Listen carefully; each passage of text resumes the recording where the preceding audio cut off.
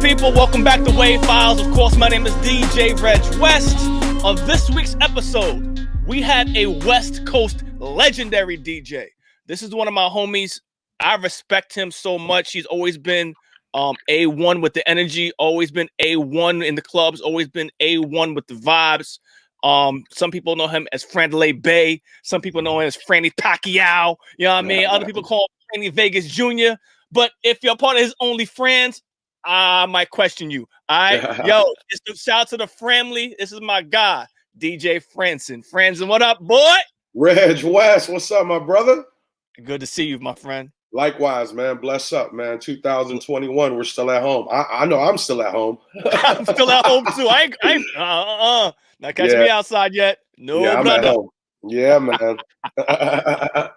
Yo, man. I want to say congratulations first off. The Twitch Mafia joint is amazing. You're out of here on the Twitch game. Yeah, like every DJ that I speak to has to mention you. Everybody, like every DJ I talk to, East Coast, West Coast, always talks about Franzen's Twitch. Your Twitch, your brother, your Twitch game, out of here, my friend. Congratulations with that. Thank you. You know what? It's just like anything else. You know, it's consistency, and that's what it is. You know, tonight is 356 nights in a row, man. And, my God. And you know, if you really like put that into perspective, like I haven't had a whole day to myself. Actually, in over 400 days, because remember, I started on Instagram Live on March 22nd of last year. So I've been running ever since. Like, and you know what? It's a part of my life now, and I understand that. So it's a blessing, man. And I thank everybody out there for the support.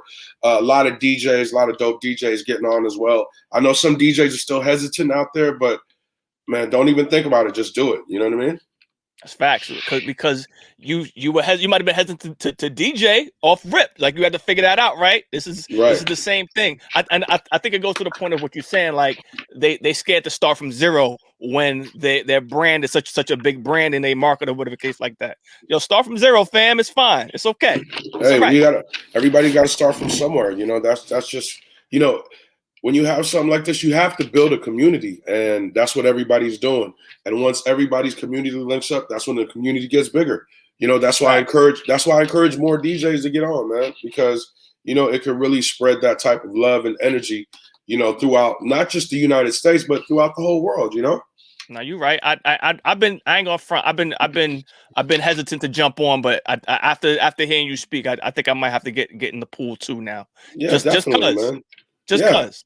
Yeah, definitely. You know, get in those DJs chat rooms and, you know, say what's up, man. That's what it is. You know, it's a real community.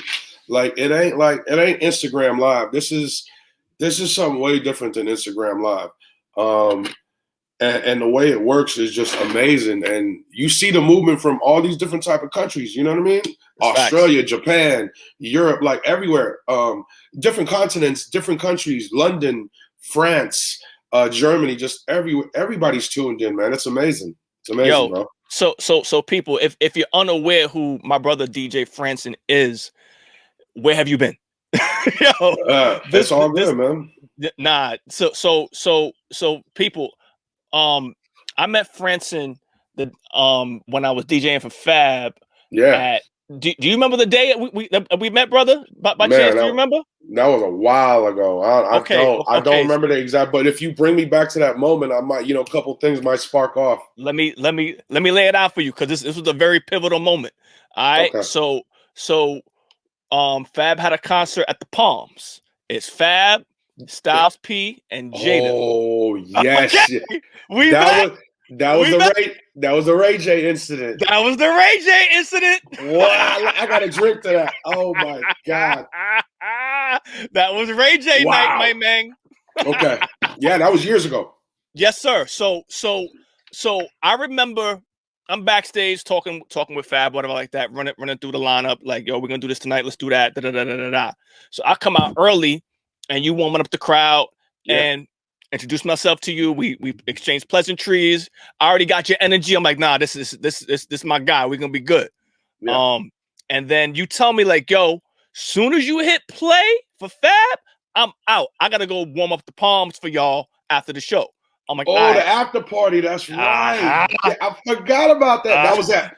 That was at the club upstairs. That was upstairs at the Palms. Yeah. Right. Yes. Right. Uh-huh. Right. So I'm on stage. I'm on stage. You know, this was post instant replay. This was just Serato, I think. So we were on Serato. Mm-hmm. So just plugging up my Serato joint and getting comfortable, and all of a sudden I see Fab's road manager waving to me, "Turn the music on, start the show, start the show." I'm like, "What happened? Just start the show." I'm like, "All right." Who was it? You remember my who man was? Marcus isn't with Fab no more, but it's my man Marcus. Okay, so, I thought it was Cheo. Remember Cheo? Nah. Cheo wasn't with them that night. So yeah, I remember. So Marcus is waving at me crazy. And I'm like, so I get into my regular routine, you know, everybody put your hands up, da da da da da. Fab come out with no glasses on. And I'm like, Fab come out with no glasses on. Fab always got Yo, hey, like y'all say in the East Coast, Fab always got sunnies on. Always got the sunnies always on. Got his sunnies on, bro, for real. So I'm like, I'm still confused, but Fab is a professional. So he on that stage, he don't mention nothing, he don't say nothing about it. And I found out after the fact what happened. I'm like, yo. Anyway, fast forward, we move up to the Palms. You upstairs rocking, and I'll never forget this. You got on the mic and you were like, "You never hear me play EDM music. This is what I do." And you dropped, I forget what record you dropped, but it was something hard, and the whole crowd was like, "Oh!" Yo, you know, and at that point, I'm like, I know Franny is the G out here. Yeah, I've been, the crazy thing about that is, when they banned hip hop in Vegas, that's all I played ever since I've been here, 2001, right? All I played was hip hop in the clubs. And when they banned hip hop in all these nightclubs, it was around, I don't know, 08, 09, around that time. Yeah. Maybe 2010, I don't know. Around that time, when it was all the clubs were just EDM, you would come to Vegas and you would hear nothing but EDM music. You know what I mean? And they told me, "Oh, you could DJ at this club if you play EDM." I'm like, I don't have no EDM music. I don't really vibe. I don't vibe to EDM music. EDM music is not like Chicago house music in the 90s. There's no soul in it. I can't feel it in my body. So therefore, I'm just gonna have to, deny the offer. So that's how all that no EDM hashtag, that's how all that started. Yo, so what was the reasoning behind denying hip hop on the Strip? Because I remember for a long time it was like that. There was a couple of incidents that happened. There was a show with Ross and French Montana. It was during the Magic Convention. During the clothing convention. I was DJing at that spot. It was a Haze at the Aria. It was Haze was a movie. Go ahead. Yeah, Crooks and Castles it was a Crooks and Castle party. I'll never forget. Mm-hmm. And there was an incident with some pimp dudes outside in the valet area, and that incident actually led to the Strip, and somebody actually ended up getting murdered that night, and they all blamed it on hip hop. I got you know what I mean? You know how that shit goes, man. Of course. They're always going to point the finger at somebody. So they did it that night. So there was a time when there was no hip hop, on the Strip, and I had to create my own vibes, my own parties, and that's when I took it upon myself. I was already doing these private parties already, but I took it upon myself to do it on a larger scale and started getting bigger suites. 1 year Drake came.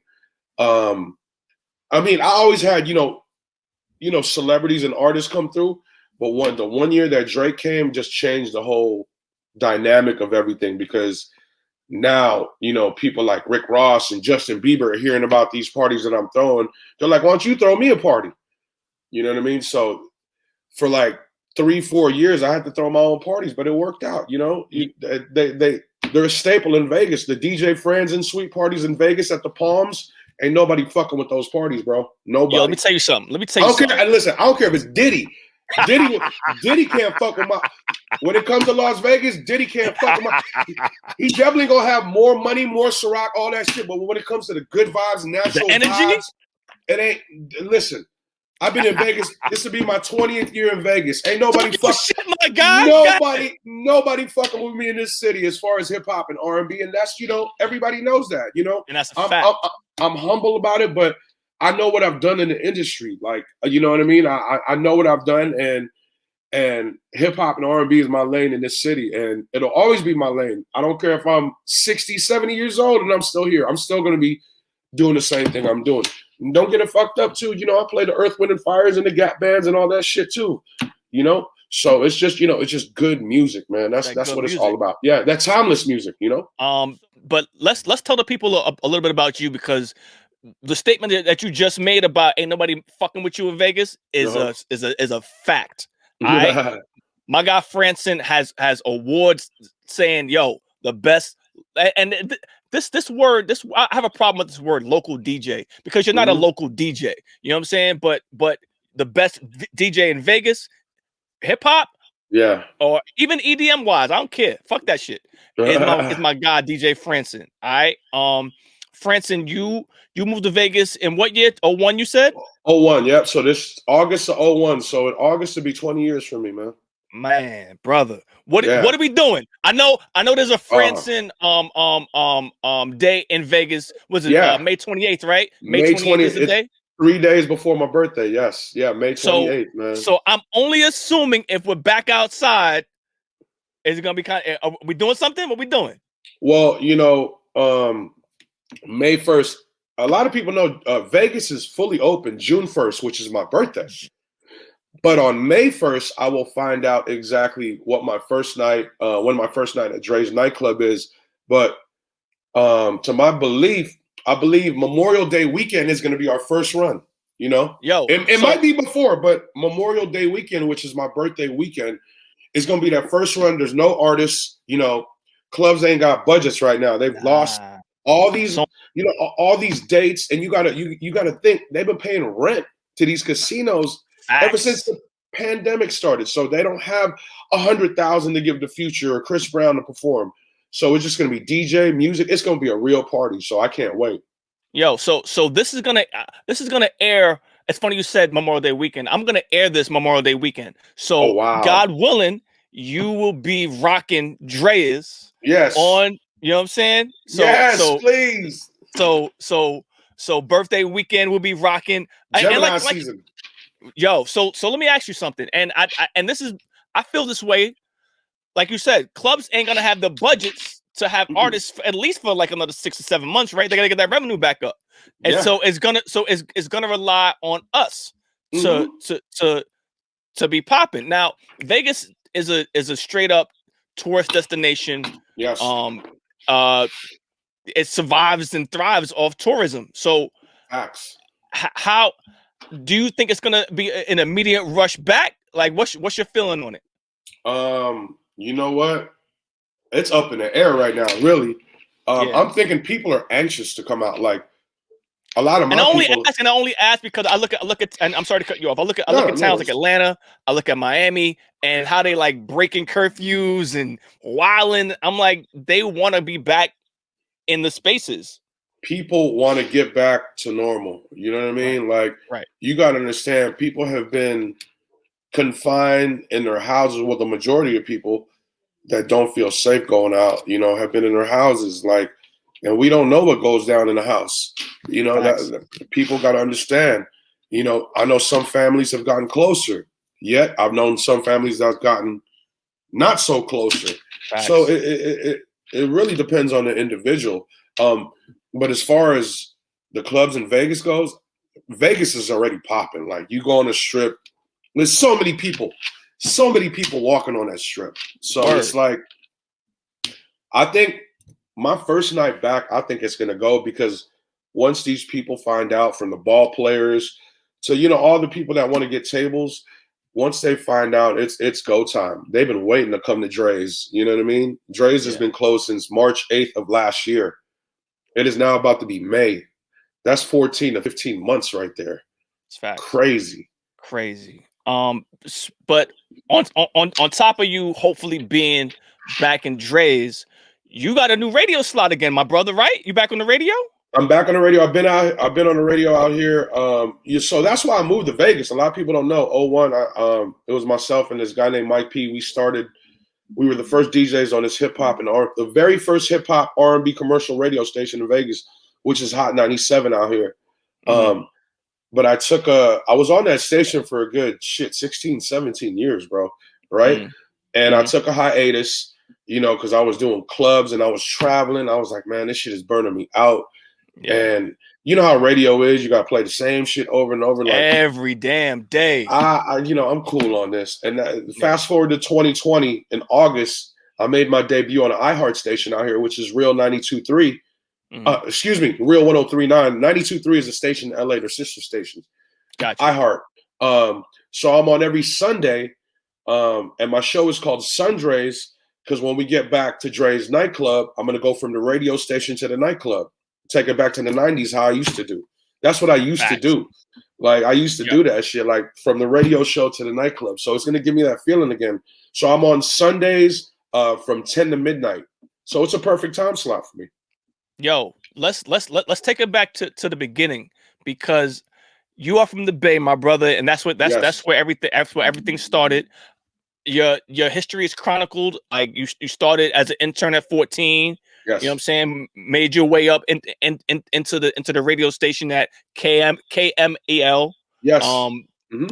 Working over there, you meeting everybody from 40 to Pac to everybody who coming through the Bay, from Big. I remember put it this way. I remember in 1994 when DJ Pooh told me about Friday with Ice Cube.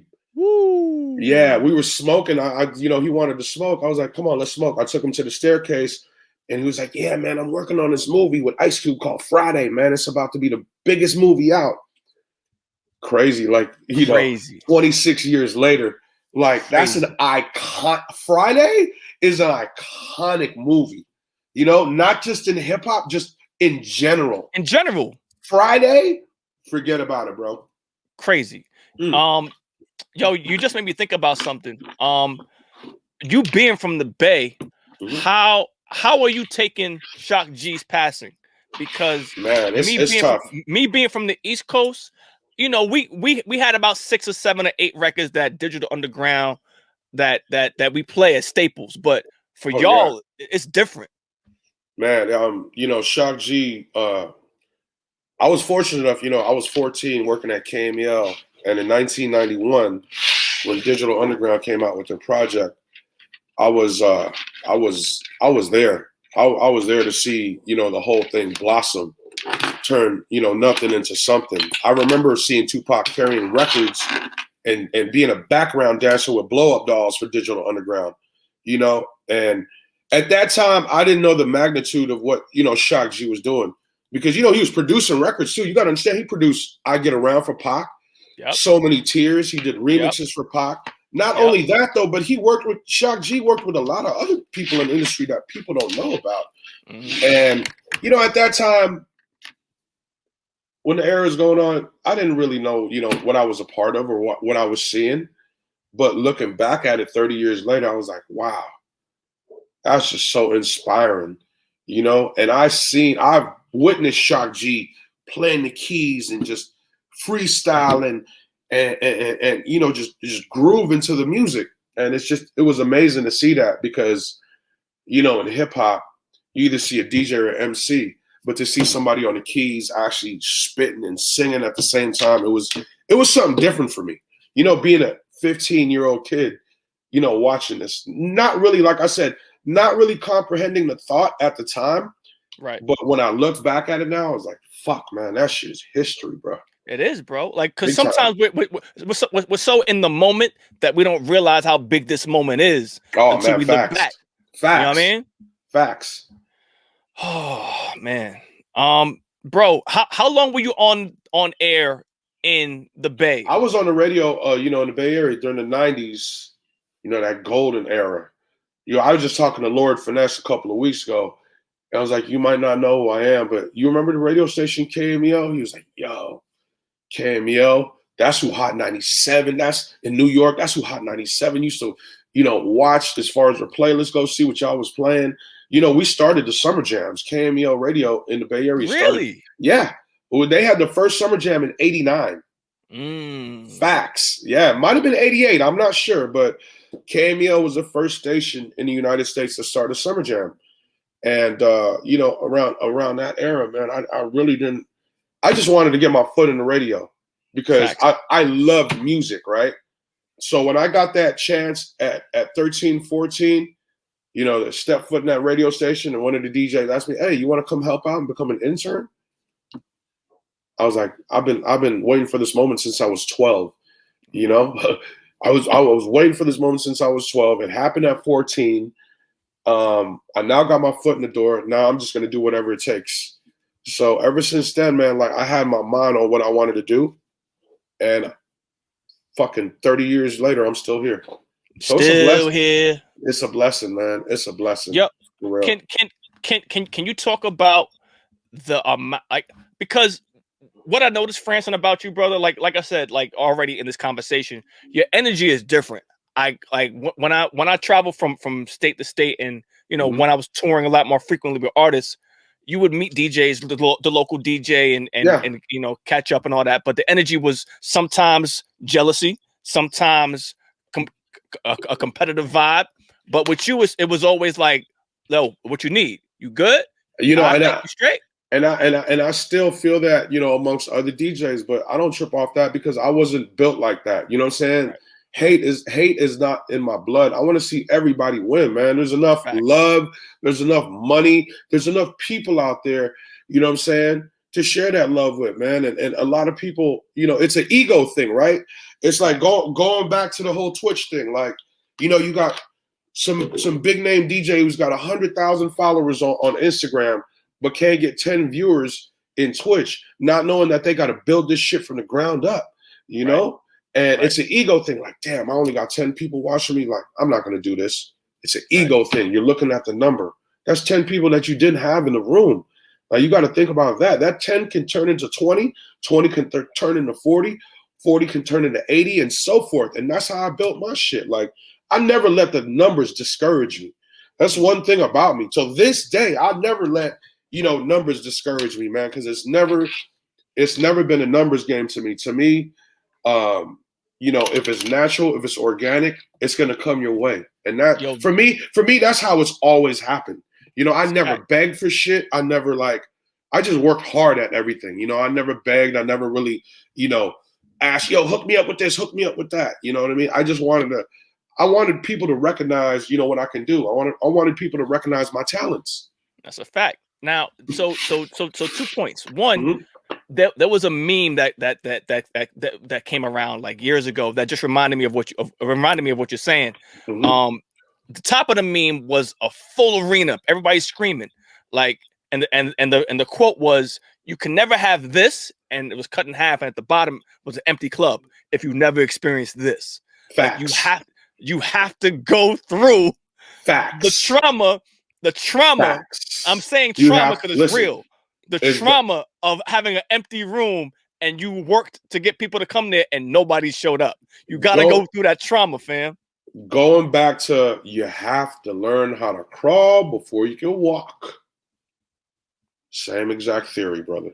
It's facts. Yeah, man. I want to segue into your relationships with artists because like I mentioned, like I think it's mainly because of your energy, dog. Like, I don't know any other, I don't know, I literally don't know any other DJ outside of maybe, I don't know, like your OGs. Well, you are an OG, but that have these great relationships with someone like a Jay or Nipsey, God rest the dead, or Drake, where you're with their family, not just like the corporate people or the label people, but their family on the jet, flying here, flying there, like kicking it, like personal cell phone numbers. Like, how did these relationships build? And I'm asking, I know it's a very broad question, but watching on IG, people might get it twisted, like, oh, he's just with them because he's DJ Fransen. But nah, they genuinely love this guy. Like it's a friendship here.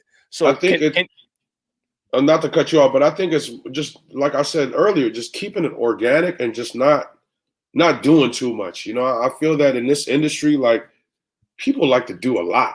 People like to do a lot of extra shit. And you know, when you've been in the industry for a long time, you know when somebody's trying to bullshit you. I smell it. I smell that shit on the way.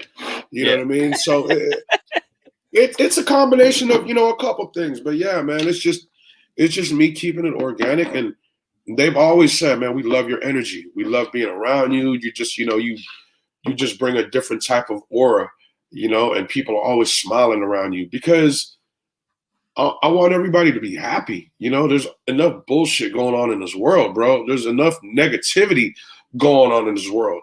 That's why when you were talking about, sometimes, you might feel a DJ being jealous or hating on you, whatever.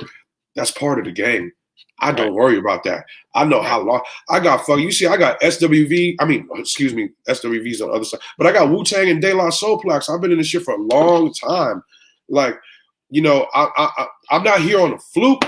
Like, this is not a fluke for somebody to be in this industry for 31 years. Like, and very relevant. I seen rappers come and go. I seen producers, program directors, DJs, chefs, pilots, whatever you want to say. I've seen them come and go, and I'm still here. It's because I'm dedicated, and I've just always been true to myself. You know what I mean? And not only that, go ahead, brother. Granted, sometimes, I put the music and my craft before my health, which is fucked up. But I'm trying to get better at that. I'm trying to get better at that. I see you drinking some orange juice right now. It's necessary. Yeah.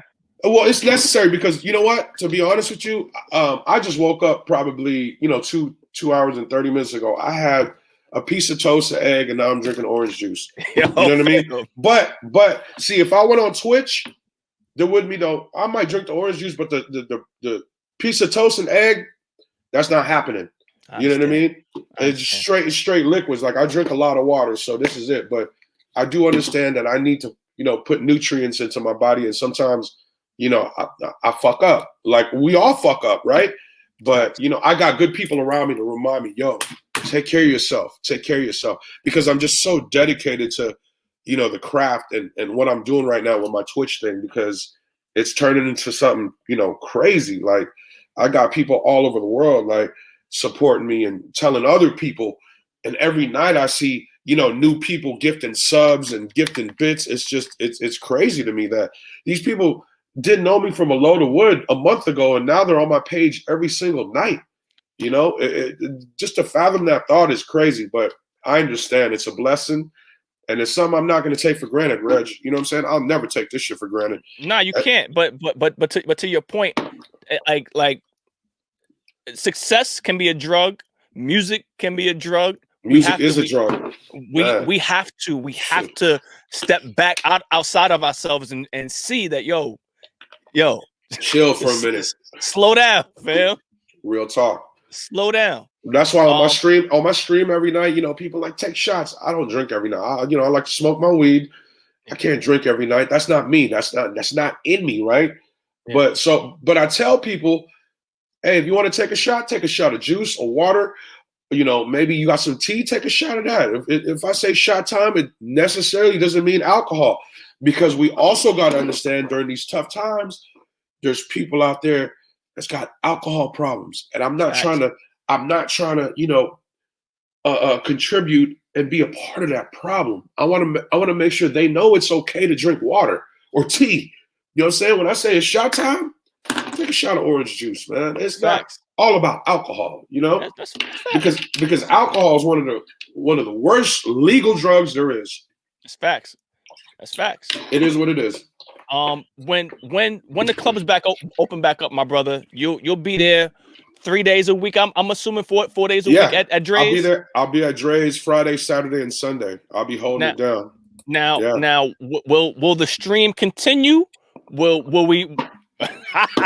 Your whole face told me before you said anything. Listen, 1,000,000%. Okay. Live from Drai's nightclub. There you go. But that's the workaround. That's the workaround. But the stream will also continue from where I stream from. Of course, I'm not gonna let none of this shit hold me down. Like I said, this is now my priority. The clubs, the gigs, the traveling, that's secondary on my list now.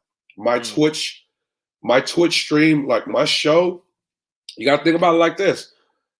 You don't have a program director. You don't have a boss. You could do whatever you want. Like, but you have to, it's always good to keep a good schedule though, so people know.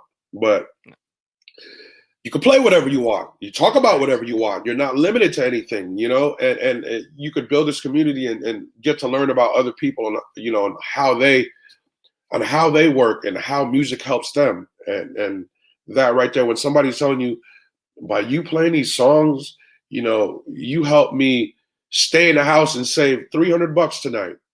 That's facts. More power to you. I love it, man. Let's fucking go. Let's have a good time. And I love hearing that type of shit, Reg, you know? No, it's super good for the soul, right? Because you know you're helping somebody out at the end of the day. Yes. Oh, damn, Franzen, I think we covered almost everything I wanted to talk about. But yeah, where you at right now? You in the East Coast? Yeah, I'm in New York. Okay. I'm in New York. I'm in New York. Are things back to normal out there? Are people like eating inside now or no? Yes. So today, I mean, this is going to air in a couple of weeks, but today the governor said that they're gonna lift the nighttime ban. So clubs can start opening up next month, like late night, because there was a curfew on venues. Like everything had to be closed by 11 or 12. Oh, so wow. now it's on some, yo, listen, next month, go, because it's a wrap. Because the vaccines are more readily available. So you know the government's kind of on some like, look, y'all can get the shots if you want, but we're gonna open up. So take your chances. Yeah, you know, for that, it's no right or wrong answer for that. You know, if you got the vaccine, good for you. If you don't, good for you. You know, it's your body. You choose what you know. It's like somebody peer pressure. Like, take this shot. I don't drink that. So why are you gonna tell me to drink something that that my body can't handle? You know what I mean? Right. So there ain't no wrong or right answer for that. So, you know, shout out to everybody out there. Y'all want to get back to normal? I guess you got to do the right thing, man. Me, you know, my DJ booth at Drai's, nobody can even get 20 feet close to me, so I'll be good. That's already the case. That's been the case for 5 years. Yeah, exactly. So I'll be good. You know, I'm good. Nobody's gonna be around me. Like, I'm not the DJ to have, you know, I've never been that type of DJ. Like at Live, you know, when you DJ at Live, you got the couches behind. If I ever DJ at Live, I'll probably have 5 girls back there, and that's it. I'm not going to have 20, 30 girls back there. Why? For what? Why? For what? I've done that already. That's, you know what I mean? I want to concentrate on my craft and rock the crowd. I'm not rocking for you 30 motherfuckers in my section. Like, I'm rocking for the crowd. And that's what some people have to understand. Like, you know, some DJs get excited because they might have a Instagram girl in their section that's got 5 million followers. I don't give a shit. Is she spending money? Is she bringing value, you know what I'm saying, to your brand? You know what I'm saying? So it's like it all, and you know, I'm just different, bro. Nah. You're seasoned, my friend. Let's keep it a buck, because once you live through the things that you've lived through, yo, Franzen, nobody has lived the life you've lived, my friend. Like, you've seen so much, like from the rap game, from the R&B game, like. I know just from people like telling me stories about you, like how much they love you. You know what I mean? So you've done this 30 times already. You don't care. And the thing is that these cats have to understand that they shouldn't either. You at work, fam. You here to work. Let's get it going. You're not here to socialize as much. You know what I'm saying? Let's get to it. I'm here to make sure the crowd is moving and the bottles are coming out, bro. Yo, you know? So like I mentioned, that you have a great friendship with Drake. Drake just started his new station on Sirius XM. Yeah. You are on every Saturday, my man. On every single Saturday, my brother. Yes, sir. So I'm on every Saturday. From my shift starts at 9, so that's midnight for you guys out there. Yes, sir. Yeah, man. Every Saturday. How long have you been on that? This weekend will be my 6th week. Yeah. Okay. So I started 6 weeks ago. 5 weeks ago, actually. And this Saturday will be my 6th week. Yeah. So I'm excited, man. They told me last week, you know, we had over 2 million listeners on a Saturday night worldwide. Okay.